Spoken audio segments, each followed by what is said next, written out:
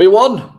Hello and welcome to the Gooners podcast open mic show. The open mic show without a mic. In fact, he's currently over at the Highbury squad, finishing up with Soapy and Super Kevin Campbell. I would do the Brock the Neck thing, but I'm not cool enough to do that. Look, if you're looking for excitement, go to a life coach. I'm an Arsenal fan. I'm not the most excitable person in the world, so fuck yourself. Anyway, Norwich 0, Arsenal 1. Finally, a point on the board, not pretty, not the best display you'll ever see from an Arsenal side, not reminiscent of the 2004 Arsenal side, that's for sure, but a win's a win. But look, this is a safe space, the open mic show. If you want to join us, you can come over to, you'll see it at the bottom of the screen there, www.goonersopenmic.com, and we'll get you on. Just there might be a little bit of a wait because we have a couple of people in the red room at the minute. But as I say, Mike will be joining us very, very soon. But look, this is the place that if you want to come over and have your say, whether you want to give Mikel Arteta, the absolute sweetheart, a cuddly hug, or whether you want to punch that motherfucker in the stomach, we don't differ with your opinions. Your opinion will let you on, put it across in a respectful manner. But look, we'll jump right in. We've got somebody in the red room waiting at the minute, so we'll take them on. This is MK. I hope I'm saying that right. Yeah.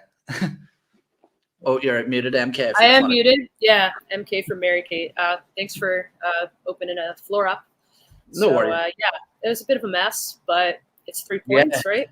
Exactly. And as I say, look, I'm normally not the most excitable person. I'm quite dreary and droll and negative, but Mike will be on soon to bring that excitement, so you'll just have to bear with me at the minute. But look, looking online, there seems to be... As it's really unusual with Arsenal fans, we're split into two camps at the moment. On one hand, you've got people who are just happy to finally see Arsenal not only score a goal, but get 3 points in the bag. The first 3 points of the season and the first goal of the season. There's a lot of people that are looking at it on that side, but then you've got the side that's saying this display just wasn't up to standard, that we need to be doing better, that we were quite lucky, and if we had been playing any other team in the league, that we probably would have lost that game. What camp do you fall into, and what's your sort of initial reaction to that match? I grew up in New York, so I'm also a pessimistic person that likes to complain. So, I think that this kind of shows why I still lean Arteta out, because like some of those substitutions were a real question mark for me. Why he left certain people, and granted, Pepe did help us get the goal, but I thought he was absolutely dreadful today with his touches. I'm not really sure why we saw Cedric again. I guess we are limited in options, but it was just like Tomiyasu had an incredible debut. You subbed him off. What are you doing? Like, what is your qualification for who gets playing time and who gets subbed off? It's like, does he just like draw names out of a hat? Like, I don't know what's going on here, but it doesn't make sense to me. I think that this was kind of the game that we really needed to not just get 3 points, but close down that goal differential. And, there were so many chances that we've had, but again, we just look really slow in the box. We just try to get too cheeky, and I just don't think that helps us. Like, we just need to add an element of unpredictability there and just go for some more shots. I'm not convinced. And do you think something that I think a lot of people were quite surprised at was the absence of Thomas Partey and the inclusion of Ainsley Maitland-Niles during that game? I think that Ainsley Maitland-Niles was put in that position to play almost like a hybrid role to cover for Kieran Tierney. Were you surprised by that inclusion after, when there's clear the air talks only held about a week ago, and now he's seemingly straight into the side? Kind of question this manager's, management, and it's why is he allowed to act unprofessional like that in social media, but other players have been chastised for far less. Now, I happen to feel for Ainsley Maitland-Niles. Like, he was in a really difficult position. What he did was wrong. He was obviously spoken to about it. So yeah, I was pretty surprised, as I really expected this manager to not give him playing time. But we are limited in terms of our selection. Maybe he didn't feel like Partey's fitness was suitable to be in the starting 11. But yeah, I was definitely surprised. Yeah, no, and I think towards the end of the game, Ainsley Maitland-Niles seemed to move out to a predominantly more wing-back position, which I think he's definitely more suited to. But speaking more on the defensive side of the game, we saw what is likely to be our back four for the future, if you take into account the transfers and how much attention's been put on these defenders that have been coming in. What did you make of their first appearance? Obviously, things take time to grow and flourish, but what are your initial reactions of our first look at them as a four? I was really impressed by Tomiyasu today and how he was getting up the pitch. I thought that he was really productive. He was in, a lot of forward progressive passing. Ben White also forward progressive passing, although he gave us a bit of a panic towards the end of the game there, letting that ball into the box. I guess, that was, I don't know what he was thinking there, but, it happened. I think my main concern is just the lack of,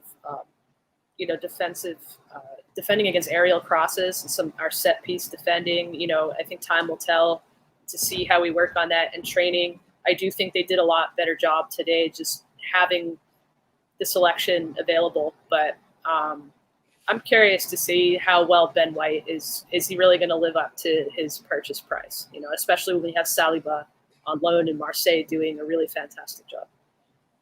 Mm-hmm. Absolutely, yeah. And speaking of youthful centre backs, we've seen the return of Gabriel coming back in as well. I think that he is an absolute presence at the back for us. I think that he's actually, if you're to mould the characteristics of a player that we have completely lacked over the last maybe decade, Gabriel is all of that there. What did you make of his performance? And do you think that potentially he could be one of these sort of black horse leaders that we could look to maybe in years to come? Because we're hearing names like Kieran Tierney, Martin Odegaard, Thomas Partey as these leaders, but I really think in terms of playing ability and the way he carries himself on the pitch, he could definitely be a leader for us in the future, couldn't he? Yeah, I think he really reminds me of a lot of like the hard, physical defenders of like the aughts that we had and that we've lacked for like close to 20 years. And I think that he possesses all of those qualities. He's an absolute boss on the pitch. I think he needs to maybe work a little bit on his challenges sometimes. He's seen some cards, but, we do tend to get the short end of the stick with officials. So, but yeah, I think that he's got an incredible ceiling for development. I think that he is he's exactly what we needed. That sort of, no nonsense, he'll stick up for his team. He's kind of like what people want Xhaka to be, like in the sense that like Xhaka is also very like, but Jacques is just an idiot about it, whereas like Gabriel is a lot smarter about when to kind of be that enforcer. So yeah, exactly. And I think it's funny because I often use the phrase like a passion merchant, where they'll really thrive off the fans and they'll have that passion to see them out throughout the game. But I think that Granit Xhaka channels that in a completely wrong way, and I think that Gabriel channels it in the completely right way. He knows the time when it's appropriate to put those hard challenges in and not make stupid mistakes. But funny, I actually watched the match with Mike Feinberg, and we were saying that there's no point in talking through the goal with you because it was a relatively scrappy goal and maybe quite fortunate, some would say. But something that me and Mike both touched on was VAR. We both went crazy and then immediately stopped. Do you think that VAR, in a sense, is killing the game? Do you think that it's stripping away from the fans? But then do you think that it's a necessary evil in many ways, where it will give us the right decisions and that's the fair thing to do? Or do you think that the law of averages will maybe balance that out over the season? I like the law of averages. And the reason that is, I mean, you remember when Henry came back? Imagine if he scored that goal, VAR would have out. Mike Dean has been a VAR official quite a few times already. It's like, so you're still dealing with their biases, with their alleged biases, and there's still a human that's interpreting that. So I'm on the VAR out. Like, I just think that it really gives these officials like too much power to just be petty, really. You see, Mike, I told you that VAR was fucking stupid and you love it. I do not love it. What I do love is MK being on the pod. It's great to see you. You too. My thoughts are with you today. Thank you. Appreciate that. Big time. Yeah. So I'm sorry that I missed the pod. I was doing things that I shouldn't have been doing. I was on other podcasts. I was cheating on Owen. So I'm not going to ask you questions because I obviously don't know what you've already answered. But are you happy? I'm happy with 3 points, but would have liked more goals. Yeah, more goals are good. Yeah, I think MK sort of stance we have already sort of went over it slightly, Mike. But it's quite similar to mine, which is it's good to get the 3 points on the board. We really needed it, but the display was less than convincing. But MK, do you think that something that I would describe this as is a bit of an analogy to boxing? Is like sometimes after a loss, I'm not sure how much you know about boxing, but Anthony Joshua lost to Andy Ruiz, a heavyweight, the Mexican heavyweight, and after the fight, he didn't go immediately back. There's tune-up fights, you would call it, whereas it's a confidence builder. Do you think in a way that whilst the performance wasn't great, that maybe nerves and maybe sort of our recent form had led us to this nervy performance towards the end of this game? Because I think it was definitely from the moment we scored the goal, you could see that the players were affected by maybe the pressure that was on them at that point. Do you think that maybe Absolutely. Now we can look forward to Burnley and we'll maybe put on a bit more of an expansive performance against them? Yeah, I think so. I think having that goal is a massive mental weight lifted off of these players, and a massive weight lifted off of the shoulders of Arteta. Look, like I said, I'm an Arteta skeptic. I really am questioning whether he's the guy to really lead the charge on this. But at the same time, he's our manager. So as Arsenal supporters, we still have to support him, even if we don't think he's the right man for the job. And so it's a weight off of everybody's shoulders. And I'm hoping it'll be a confidence builder. I think they tried to be pretty creative. I really loved seeing them press a lot today. I mean, that's something we haven't seen for a long time. So I'm hoping that this kind of is the play to come, and that maybe this will be a good run of games for us. It's a confidence builder. I mean, I was just telling Soph and Kev that like the fact that this game happened and then Burnley next week and then Spurs is kind of like a blessing to me. Like as bad as the first 3 games were, the gauntlet that we had to do with a hyped up team that we should have beaten, but they were at their all-time most hyped up to play against us. And then the 2 Champions League finalists from last year, it was always going to be tough. But Norwich is a team that was always going to play us open. Like Burnley's a team that knows how to play Arsenal the way that we don't like to be played against. And had that been our opponent today, with the way that we were being sloppy in our finishing, I think we easily could have had a 0-0 or even a sloppy 1-0 loss in a counterattack type of situation today.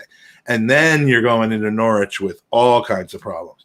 So, I mean, I think that we got a little bit lucky with our opponent today, a little bit lucky, with our poor finishing today. But that confidence brings us into Burnley next week with, I think, a much better opportunity to actually get something done against them. And if we can do Burnley, as pathetic as it is to think about a Burnley win being a huge win for us, then there's all sorts of confidence going into the derby. But everything is confidence now.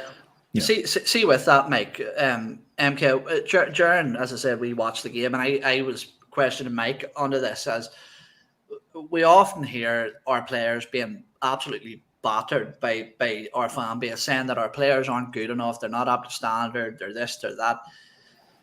Looking at that team today, I can't help but feel that almost every single person on that pitch is either a good player or a very good player in terms of their capabilities. Do you think that, and something that I said to Mike was, I think that something that was evident today was that the improvement is there for sure, but I think that is because players like Lokonga coming in and Tomiyasu and Martin Odegaard and Saka, these players, it's personal quality that is propelling us at the minute and not systemic changes. And that's my worry. Do you think that looking at those players on the pitch today, do you think that they were better because the players are better, or do you think there's been systemic changes to help them become better?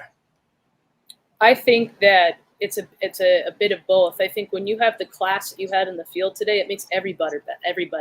It lifts everybody's game. I think that there are some players that are just going to be rotational players. Like, I don't want to slag off Chambers. Like, it gives me no satisfaction to do that. I'm sure he's a lovely guy, but he's just not up to the task. And that's nothing personal. I still think this fan base really needs to get beyond the social media toxicity of, like, players see this, by the way.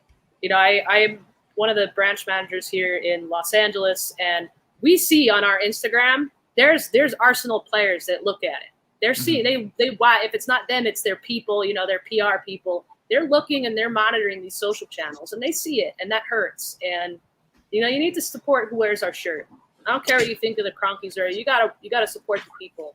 And I think that there's very talented players on the pitch. I really do. I think that they were creative. They were, doing the best they could, flicking passes. You like to see that. Even if it doesn't end in something productive, they're having fun out there. And you hit the nail on the head, absolutely perfect, Darren. It's funny, I mentioned this to Mike as well during our lovely little time together earlier. That was so sweet. I enjoyed that very much. It was beautiful. It was absolutely beautiful. Apart from your nudity, that was. But anyway, yeah. I put my clothes on when you brought your daughter onto the screen. I mean, that was very tactical of you. No, but something I mentioned was that I've actually started recently watching Ben Foster, the Watford goalkeeper, his YouTube channel, and he does some brilliant work. He's now got a podcast. There you go, Ben Foster. There's your fucking plug. And he's got his own channel where he just has a GoPro, and he takes it around the changing room, training sessions, and he has a GoPro in the back of his net as well. But during one of his videos, he mentioned the fact that they touched on this, the players and the social media thing. And we all have this sort of unanimous thing that players just ignore social media and this and that. And he's saying young players especially, whether they've had a very good game or whether they've had a very, very bad game, the first thing they do when they get back to the dressing room after a game is go on Twitter and search their own name and look up what everybody's saying about them. So that you can guarantee, maybe not your tweet as an individual, but the nature of the tweets will have been seen by those players at some point. So I definitely, I think that anybody that watching this show will know me as a person. I'm not overly keen on Mikel Arteta as a manager. I like him as a man. I like his morals. I like this. But in terms of his assets and his skills, I'm not sure whether he's up to the task. But today isn't the day to be absolutely battering a manager or anything like that. It's not the day. You know what I mean? At least wait for an excuse. After... I wish that the players didn't do that, but after every podcast that we do, Owen, I log off and I go directly to see what MK is tweeting about me. Yeah, it's important to me. Are you cool to stick around because we have a guest who wants to come in and you may or may not know the guy. Yeah. So Taylor's in the house. Long time no see. It's a heavy LA experience today, and I will say one thing before we open it up to you, Taylor. I don't want this to be an open mic podcast where when we lose, we got 10 people in the waiting room, and when we win, we have 2. So if you want to have a say, look, Mark in the chat, who was watching on the Highbury squad, we want some new blood in here. We want some new people to come in. You can be negative if you want to be negative. If you have something to say. I said this at the start of the show. Look, this and MK will stand by me, but these are my exact words, which was, if you want to give Mikel Arteta, the sweetheart, a cuddly hug, come on. If you want to punch that motherfucker in the stomach, you can come on. This is a safe space, no matter what you want to say or do. Well, to a certain extent, right? Yeah, I mean, I'm not sure that I have a tremendous amount of limits, but yeah, no, we want new voices, new faces, repeat people. So again, it shouldn't just be I want to come in to talk about how bad we are or how good we are. So GoonerOpenMic.com is how you get into the waiting room, and we'll bring you on. But Taylor, you go to the pub today, or I had the. Were you guys again? I missed MK. Were you guys both there to get today together? Yeah, we sat together. It's been nice. I was telling somebody that it's been especially special, I think, because a lot more people have been coming out to the pub that have not been coming out, and MK is one of the people that I haven't seen in a long time, and it's been nice to get together a lot more frequently. So to add to that, I remember. We scored the goal. I took out my camera. Everybody was celebrating and singing. And I thought to myself, damn, I don't get to do this very often anymore. And it felt so good. I can hear the emotion in your voice, actually. And when I came into the feed, you guys were talking about VAR. So I would imagine that this was being discussed. But Owen and I watching the game together, like I was thrilled that we scored, but I could not celebrate it because there was just so many different things that could potentially have gone wrong. Yeah, we talked about this already, but I'm Yeah, interested I to mean- hear another opinion on it because ours were quite aligned. So at the pub, was there any? I mean, was there Just was media. there trepidation that it wasn't a goal? Was it? So it was just I joy. took the video. There was joy. Everybody sang, but I took the video, and then before I sent it to MK was like, let's hold off for a second. I just- 'cause I you don't don't know. Wasn't know. just yet. Yeah. I like technology. I like instant replay in American sports. I like getting things right, but there are. I mean, But is VAR right though? I mean, like when you look at the MLB, right? Like I feel like they're pretty accurate. But is VAR always accurate for us? It was they're Mike accurate. Dean. It was Mike Dean as well, which was even better. Mike Dean's been on our side in the last Whoa. couple of years. People don't realize that, but like Not wrong. in most sports, instant replay is used in a way that like it doesn't take the massive single rare joy out of the game. Yes, you can find out whether a pass went out of bounds or not, or whether the guy got his feet down or not. But a goal in football is so massive, and to never really be able to celebrate that until you're absolutely sure. I mean, if a goal like Martinelli's goal against Chelsea, where he ran the length of the pitch, and I mean, that's a goal. You can celebrate the hell out of that. But just about anything else, there could be like 4 different things that could have happened, and it is ruining the game.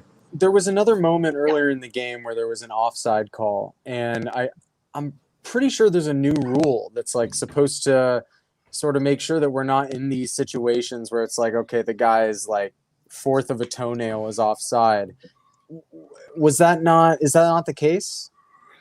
I don't know what the case is anymore. I think it's goal scoring body part. Like if it's like not a goal scoring body part, and if your shoulder is forward, like Aubameyang in that decision, I don't see how that's offside. That's my understanding. But right? The goal scoring.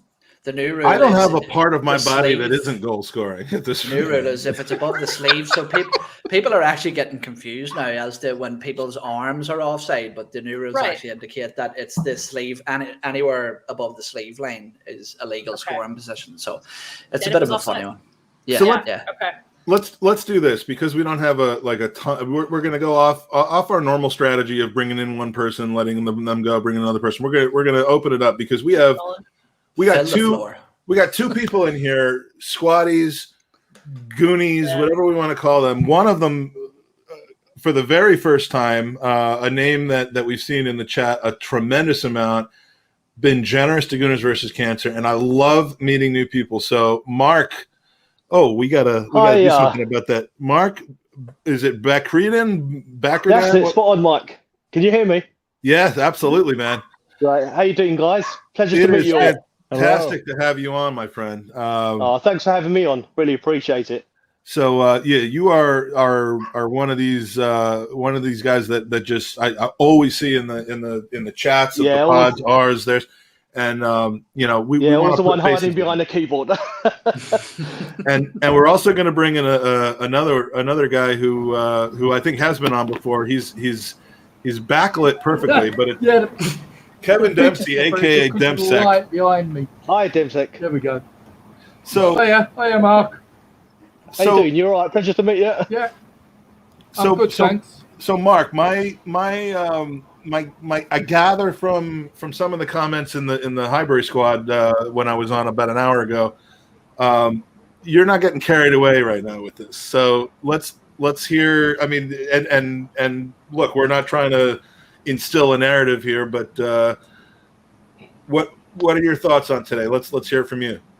No, I'm not getting carried away. I mean, I looked at the game. I tried to dissect it. First of all, absolutely thrilled that we've got 3 points. We're off the board. We're off and running, and we got 3 points on the board. And that's when you come away from any game. That's the most, especially any Premiership game. You've got to come away with 3 points, and that's the most important part. Now, I then look at the other parts of the game. We kept a clean sheet. So there's many positives in the game. We look at the defence. We kept a clean sheet. We had some players come back from injury. Partey, Gabriel, all played good parts in the game, and I was really impressed that we're now starting to look like we're gelling together, and there was parts of the game which was really good. As far as the defensive, we kept a clean sheet.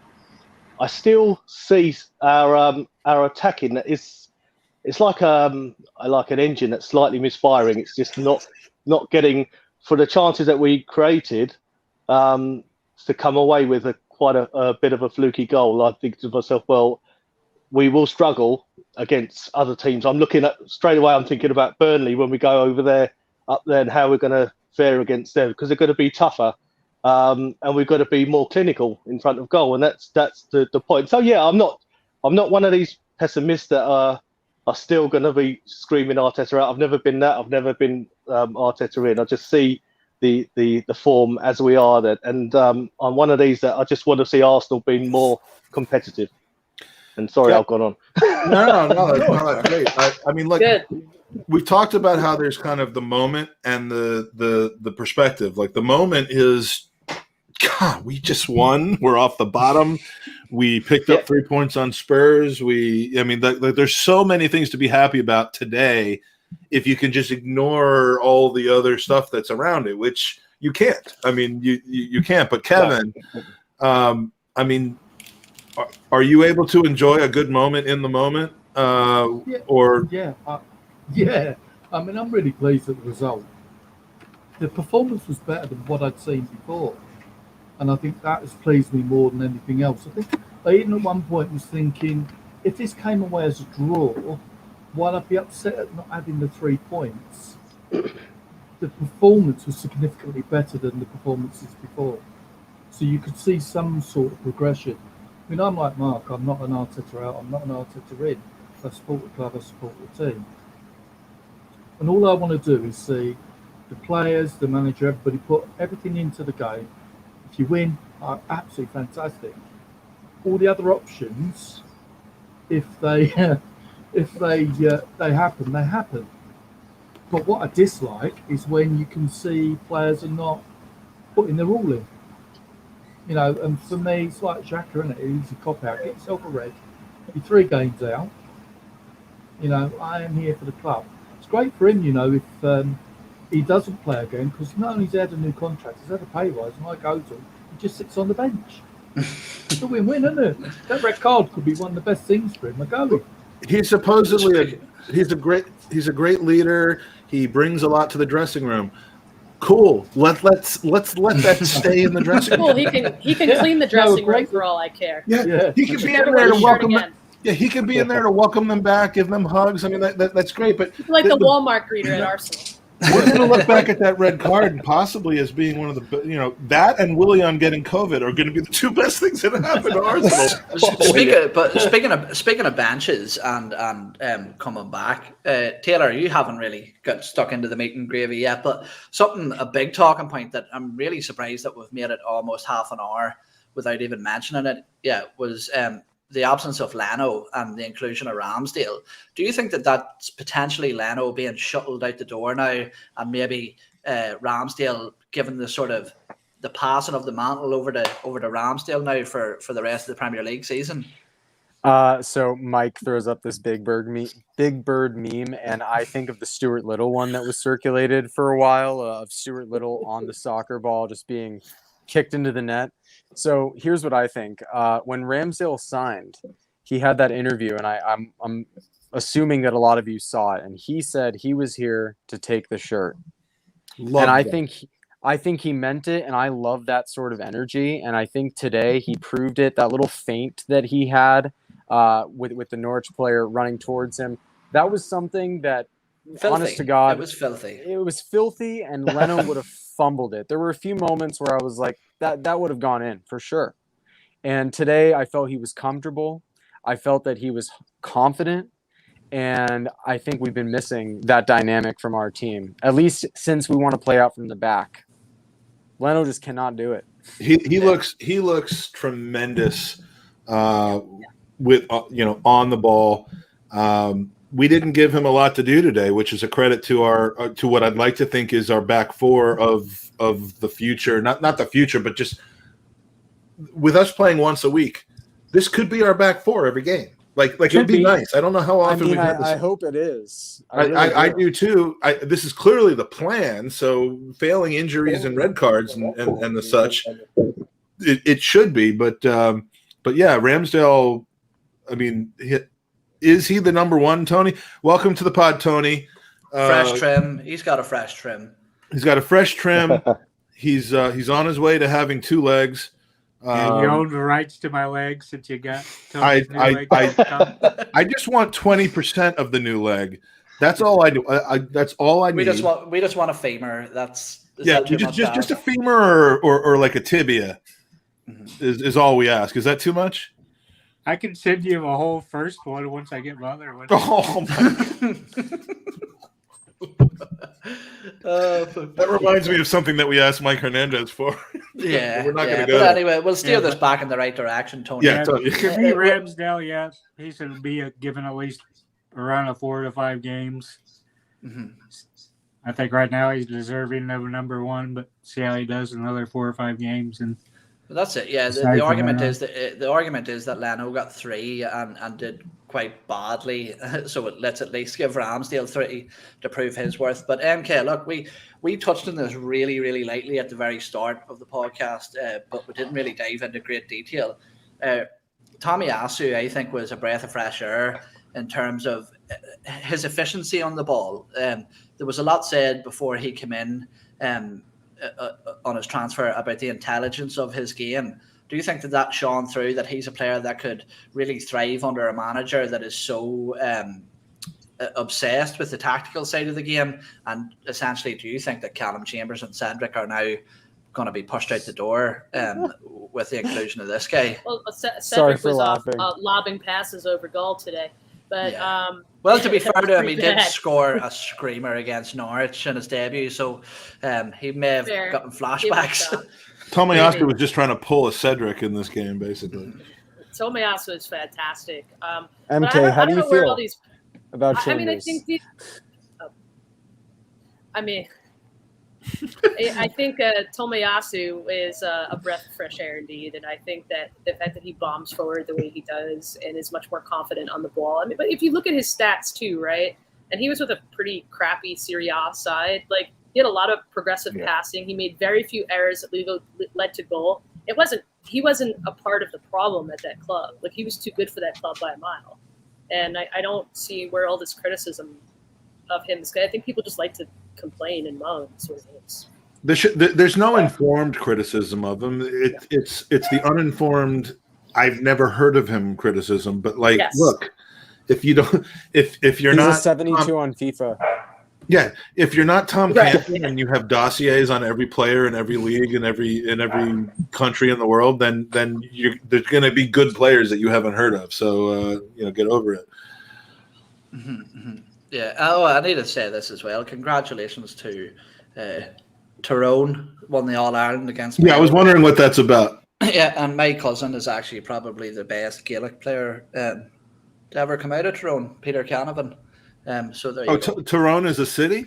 It's Gaelic football. It's a county. So I was like, who's Tyrone? No, yeah, no. Anyway, yeah. Seems like a small guy. No, I think there was a lot of misconceptions with Tomiyasu, obviously coming out of one of the lower level teams in Serie A as well, like you said, MK, that people just automatically assume that for a player to be good, you have to buy them from Real Madrid or Barcelona or any of them. But I'm going to jump to you, Mark, as well here, because somebody that me and Mike talked about in a bit of detail was Martin Odegaard. During that game, I don't think he got a massive amount of ratings when I looked at player ratings on podcasts or from journalists or anything, but something that he does give Arsenal is a tempo, is a heartbeat. Do you think now, looking at his abilities, and I mean, there was an absolutely pinger of a pass that he hit for Aubameyang, and it was sort of snatched at from Abba, but do you think that he could be the type of player to elevate us on the attacking front if everything starts to click? Absolutely, and I think with Odegaard, there's still more to come. I think you're gonna, once he's into the full swing of things. Remember, he obviously only came in, I think it was from January last year, and had the loan spell, and it was just sort of fitting in. So I think that we've got lots more to see from Odegaard. and the creativity that we'll see from him, I think, is going to be immense. So we're going to see that. We're going to see the hopefully the partnership with Lukonga and Partey, how that develops. Hopefully Arteta is looking at that as being the partnership rather than either Ainsley Maitland-Niles or Nenny or one of those to part. They're the two that need to be in the centre of the midfield. Then I think once you've got that stability, I think you're going to have the likes of Odegaard and ESR, and they'll be able to start creating a lot more from that. Kevin, do you think that Xhaka walks back into this team against Spurs, even if Lukonga keeps playing like he is and Partey's healthy? You're on mute. I'm mute and stuff. No, I don't think so. I don't think Xhaka should come anywhere near the team. Not should, does with Arteta and Xhaka's kind of love affair with each other. I mean, unfortunately, I do think Arteta will pick it. I mean, you can see. I mean, I got Tommy as man of the match purely because new to the country, new to the team, and he made such a significant difference. And then my next player for man of the match was Odegaard.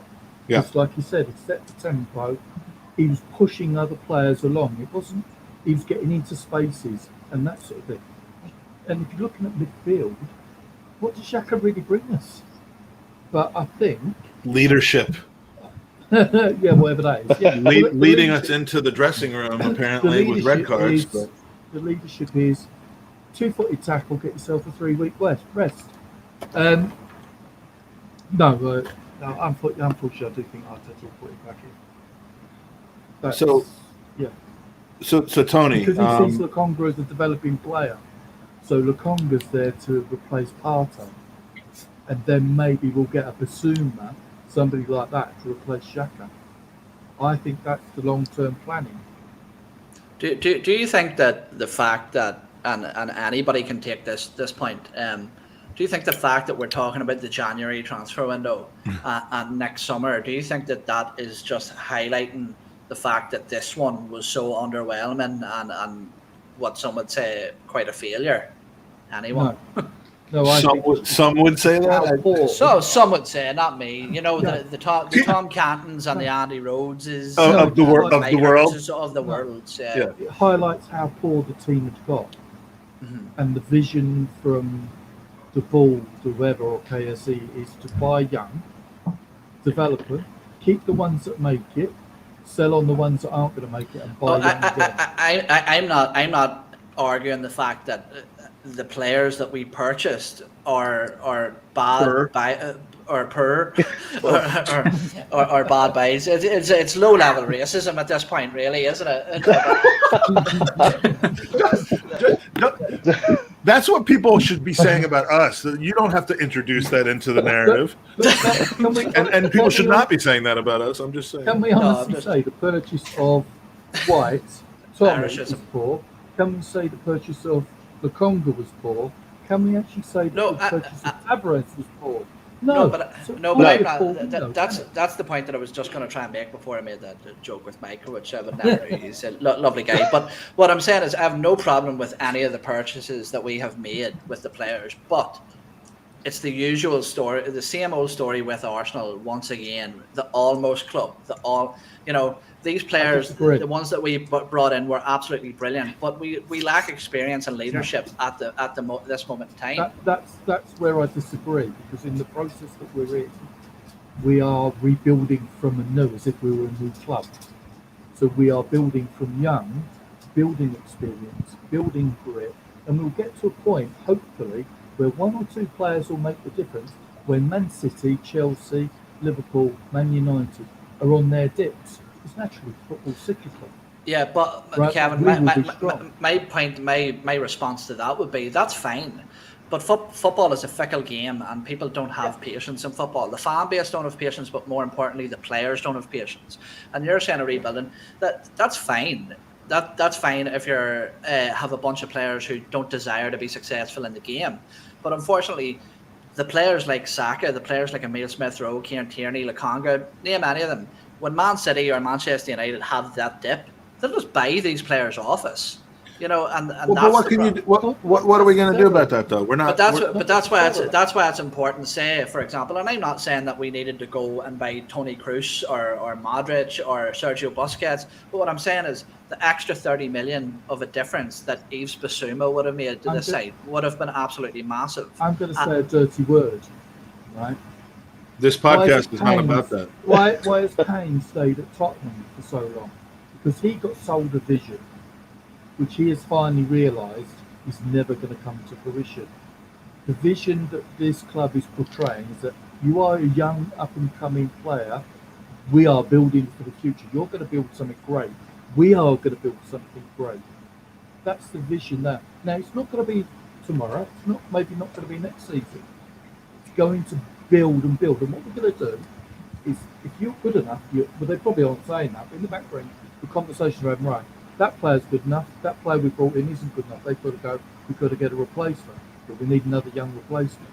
It's the NFL model, isn't it? The KFC are doing. Well, of course it is, because that's all our ownership knows, and I don't think that model works in football, but I agree, Kevin. All other models we've tried haven't worked. Well, I don't know that any model will work when you're in a league where Galacticos rule, and you know, I mean, in the last 15 years, we've seen one team that actually won based on chemistry and luck and health and so on, and that's Leicester City, and they've actually done pretty well off the back of that, and I think that's the model that we're actually shooting for, as opposed to others, and that's the reality that we're in at this point. But it's again, look, Mike, one thing, and you can see like the transfer policy. Slate Adu if you want, slate Arteta if you want. You can see today, again, admittedly against a team that's pretty poor, but like you can see today that White brings something more when he's next to Gabriel than when he's next to Mari. You can see that Tomiyasu, and I mean the chemistry between these players, the ability to work together, chemistry and mentality has always been more important to me than talent. Unless you're Ronaldo, in which case chemistry doesn't matter and talent is just rules. So chemistry's always been the point, but the guys have to all be able to play together and be healthy and have an extended period of time of building that chemistry. We've just never had that. But that is so key at the back. Now on the hybrid squad, KC said Tierney could bomb on because he got Gabby behind him. Yeah. Actually, what I saw is we played more with the back three. Actually, all three players shifted over. And Maitland-Niles covered him more. So at the now. You saw I got exposed when I tried to bring that up, Owen, in the hybrid squad, and the two of them killed me over it, and then I tried to blame it back on you again. Tierney who? Kevin Campbell? What does Kevin Campbell know about football? Sweet FA. It's just a different view, isn't it? Kevin says Tierney can bomb on because Gabby covers for him. But they all do their bit, don't they? Gabby covers them, but then White realises that Gabby's moved over. White moves over to shorten the gap. Tommy realises that they've shifted over. So actually the whole of the back three, when Tierney's bombing on, all shift over to give you a solid defence. That's what I saw happening regularly. And then Tierney would come back when he needed to. My point, Kev, was look, I agree with basically almost everything that you're saying, and I think to an extent you almost basically agree with some of the stuff that I'm saying. But what I'm trying to put across is that yes, we have exceptional talent, we have a bright future ahead of us in terms of what these players could turn out to be. But my problem is more so with the standard of culture that will be set upon these players, because it doesn't matter how bright-eyed and keen you are when you first come in. Everybody eventually adapts to their surroundings. And for me, when you look back at a team like Man United, yes, you had Gary Neville and Phil Neville and David Beckham and Ryan Giggs, all these sort of youngsters that were coming through. But who set the standard for them? Roy Keane and Alex Ferguson, two very charismatic leaders that nobody would doubt anything from, that they would heed their advice at every given opportunity. And for me, when I look around at our senior figures, who have you got? Lacazette, Aubameyang, Thomas Partey is relatively new, and I wouldn't imagine overly vocal. You know, and this is my point: is that bring somebody like was it the last game of the season I watched was Yves Bissouma for Brighton, and he was so vocal, so screaming and dragging people into position, and that's what I mean by we're the nearly club. We're missing just the last pieces of the jigsaw, and for me, that's somebody to set the standard at Arsenal Football Club at the minute. I would say, to add on to that point, I largely agree. I was really disappointed that we didn't get Bissouma. He was there. He wanted to leave Brighton. And then I don't know if it's because of AFCON that we didn't pursue him, but that's someone that we really need to keep as a high-level target, because I think we could really benefit from him in our midfield. But at least for me, the way I also rate the transfer window is the people we didn't get rid of. They told us they were going to stop with this nonsense about leaving on a free. Well, now Lacazette is going on a free. And Ozil, We miss and El Neni, they turned down. We don't know how much was offered by Galatasaray, I believe it was. But like, why is El Neni the excellent? We have to hold on to him. He's a fourth or fifth back, defensive. He's the Egyptian Pirlo. Stop this with your blasphemy. I don't understand. So I think a lot of fans are kind of left questioning some of the business judgment of the club. That if you're going to run it on a sustainable model built around youth projects, then you have to know when to get rid of people. And if it means not getting as much for them, then you take what is offered. Like, we should have gotten rid of Xhaka for 15 million euro. I'm sorry, get out of here. That's a double-edged sword, though. Yeah, I agree. When you get known as being the easy mark to get a cheap deal on, that sets a precedent, and that's a precedent we're trying to get out of. I liked us not selling Xhaka for less than he was worth until we extended him and gave him the money that we didn't accept from Roma. So, Tony, I want to get to Tony and then Mark as we try to keep this going around. And there's somebody in the green room who has their camera off. We'll bring you on if you put your camera on. Tony, we saw today a decision made where Odegaard got the start, where there was only enough room for Odegaard or ESR, not both. We've seen games where they've played together. I think they can play together, but that comes at the expense of either Aubameyang, Pepe, or Saka. And so today ESR is the odd man out, came in as a 65th or 70th minute sub. Do you see that as being a problem, or do you see that as being a luxury? I see it more of a problem. Really? Yeah, I would go. It is a luxury, but I'd rather see one central defensive mid, not have two back there, and play. That way you can have Smith Rowe and Odegaard on there at the same time. So, I mean, I'm speaking kind of more globally than in the starting 11 for a particular game. I'm thinking like was it a mistake to pay for Odegaard when we already had ESR? I don't know too many people that would say that was a mistake, but I mean, do you think that Odegaard is solidified? He's basically the first choice, and ESR is going to be a super sub now, or do you think that it's just going to come down to different formations for different games and? Probably different formations for different games. See who's more in form. Because to me, a lot of people say they're not similar players, but I still think they're pretty similar players. Mark, what do you think about the Odegaard ESR kind of dilemma, if there is a dilemma? I mean, there doesn't have to be a dilemma all the time. Yeah, I think there's a setup that they can both play in the team. However, in the last couple of games where we've seen ESR's levels drop slightly, or they're dropped off, we need to be able to rely. And to be honest, I think it is too much still at this stage to rely on ESR to be putting in those top performances that we need. So to have I think it's a luxury. I think it's a good luxury to have because it gives Arteta options now. And to be honest, today I think when there is a position today where they both came on and played, and Pepe wasn't performing, and I thought actually he was.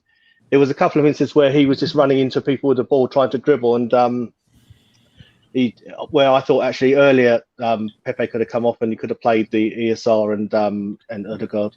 When a guy like ESR is so versatile that you can actually see how the game is going, whose mind is in it, who's who's up for it, who's not in that particular game, and I mean Pepe should be out there, but if he's not on his game that particular day, then my God, bringing ESR off the bench and shifting things around a little bit and adding some creativity. That's the kind of drop off that we need. When we sub out our starting 11 and bring in our What about two substitutes. number 10s? Where do people stand on two number 10s? I mean, does this squad at present have the ability to play that way? And can they overlap? We've seen them be a little inconsistent when they play together. But Those two can play together, I think. I think there's absolutely. no discussion of can Lacazette and Aubameyang play together. Not in the same realm. I think that there's this misconception that Emile Smith-Rowe is a complete number 10, which I don't think he really has those attributes just yet. I don't think his passing is polished enough just yet to break the lines on a consistent basis like a player like Martin Odegaard does. But somebody that I would compare Emile Smith-Rowe to is someone like Jack Grealish, who comes from a wide area. Yeah. And I think that especially when you have not only one striker that seems to be misfiring and low on confidence, but another striker that doesn't really put his chances away on a consistent basis, the best thing to do is just create more chances for them. That sounds like a very basic thing to say, but if they're taking a lot of chances to score, just give them more chances. And I think as well, Nicola Pepe, to a certain extent, for me, is quite frustrating as well.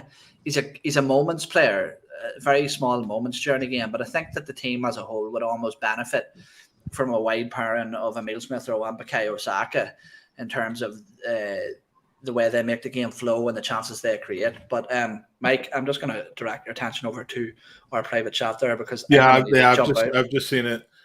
So I'll pass back over to you, buddy. Yeah, look, I love having the chat. I know that half of our panel needs to leave, so we're hitting the hour mark pretty soon. Let's just end this in a positive way. We could talk about a lot of different stuff, but then we have a podcast to do tomorrow night. I think that that we run out of things to talk about. So, MK, wonderful to see you. I'm so glad that you came on. Thoughts are with you and your family today. Thank you. And in that light, just everyone who's here in America and around the world who's kind of commemorating a very, very important and difficult day 20 years ago today, where we all remember where we were. Our thoughts are with you, and MK, your personal connection to that is, if you didn't watch the Highbury Squad with MK yesterday, please do, not just for her personal recollections and the emotion that she brought, but for the amazing cause that she is raising money for, along with Arsenal LA, which I hope that you'll be able to speak to right now. So tell us how we can send people your way to donate to what is an incredible cause. Thank you, Mike.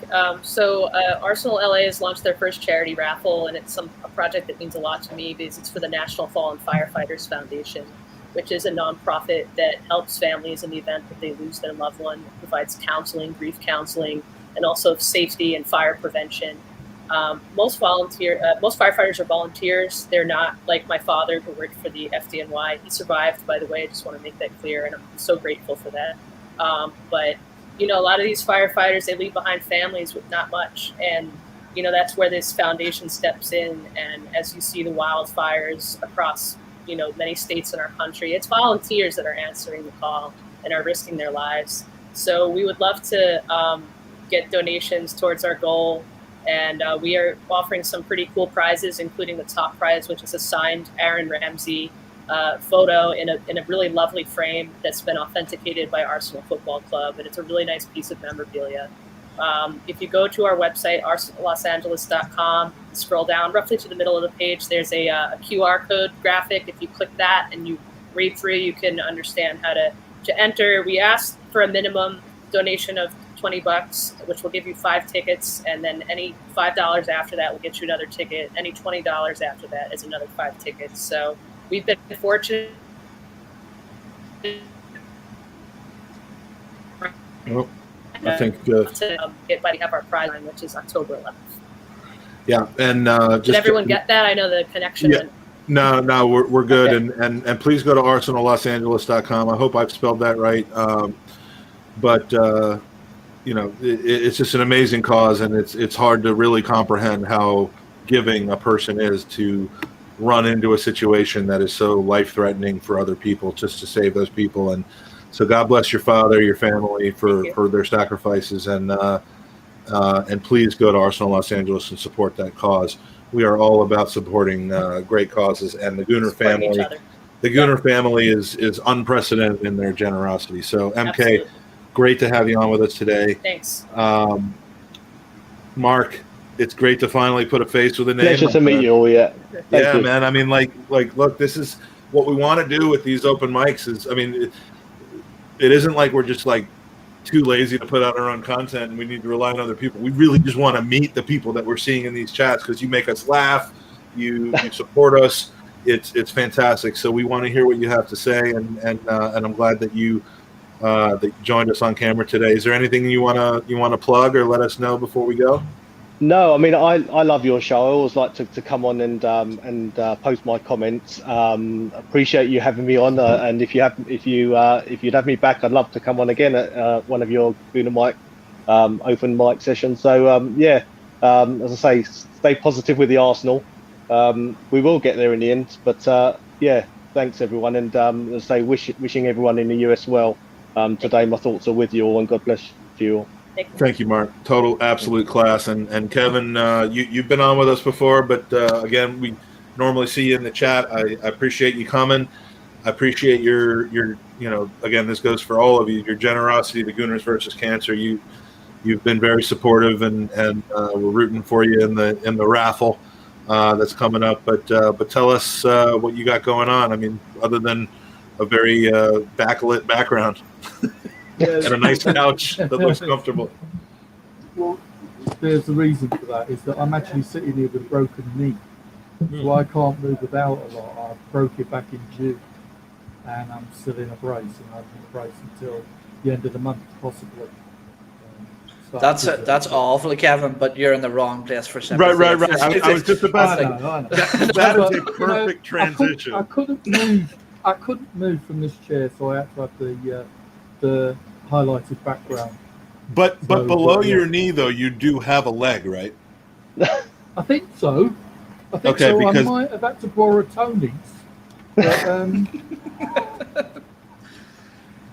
it's hard for us to get a leg up in this podcast. But if I want to borrow a bit of leg, it'd have to be the middle bit. Well, leaving the top and the bottom. All right. Before we get too off the rails, Kevin, I appreciate it again. Thanks for your generosity, Gooners versus Cancer. Always good to have a chat with you, especially after a nice win today. Appreciate your points of view, and Tony. Now we have a website now. Yes. That people can go to. Speaking of charities and speaking of good causes, it's tonysnewleg.com. Is that right? Yep. I mean, I think I set up the website, so I should know, but. You might have a little bit too much of red wine to remember that, or not? Yeah. I'm dealing with like a temporary keyboard on my computer. That was not my greatest moment, I think. But yeah, we are friends with Ryan Fletcher, who had a great idea in coming up with a 24-hour podcast for charity. I mean, we're going to have to do that sometime. But honestly, no. Tony's, you've been dealing with a difficult year or so, and we're all hoping for you to get the funds you need to be able to complete your leg surgery and everything that comes with it. But tell us where we can find you, and because you do a podcast as well, right? Yeah, you can find me Thursdays and Sundays on Arsenal Fan Circle. Was supposed to be on there this morning for a pregame, but forgot about it. That's dedication for you right there, man. Look, man. All right, so Tony, yeah, go to tonysnewleg.com, check out his GoFundMe, and please donate. There's just so much charity going on right now, and I love it. And of course, I'll mention, because I need to, Gooners v Cancer. Please, if you can, vote for us for the Football Content Awards. Not because it makes me feel important, but because it will give us exposure to potentially get a lot more donations. So go to goonersvcancer.com. Follow Gooners v Cancer on Twitter. There's even a contest where if you vote for us today, because it ends tomorrow, if you vote for us for the FCAs, you will be entered in to win a signed Lee Dixon retro shirt, which Lee is very helpful in providing. So, Owen, I've kept you here about 15 minutes longer than you wanted to be with my long goodbyes. You're costing me a fucking fortune. You might as well cost me time. What are you paying per megabyte of internet access? No, he wants a fucking leg, and she's got a bar chart, and you're fucking Gooners v Cancer. And I'm gonna need to get another fucking job. This is... Get your super chats in, you bastards. All right, so another win, a win. We're off the bottom. Another win. All's good. Hopefully, we'll be able to have a similar conversation next week after Burnley. But again, you're always welcome to join us an hour after the end of the game at GoonerOpenMic.com, and just appreciate everybody joining us. And with that, I will end with the Gooners versus Cancer video. And come on, you Gooners! Hey Gooners, this is Alan Smith. This is Kevin Campbell. Lee Dixon. Colin Lewin. This is Gary Lewin. Charles Watts. Dan Potts. James Benge. Danny. Tom from the Gooner Talk here. Ryan O'Castle. Simon Collins. You may know me from the Evening Standard. You may know me for my time at Arsenal. You may know me from Arsenal or even the hybrid squad. I'm about Cat Wonderland. Being that physio, sat on the bench next to Arsene with my rubber gloves on. The former Arsenal physio. The Emirates press box, from writing, from Twitter. From Goal.com, from Twitter, from YouTube. Football is the beautiful game, and it brings us all together. Sometimes there are things even more important than wins and losses. And yes, even transfers. Every 30 seconds, someone in this world gets diagnosed with blood cancer.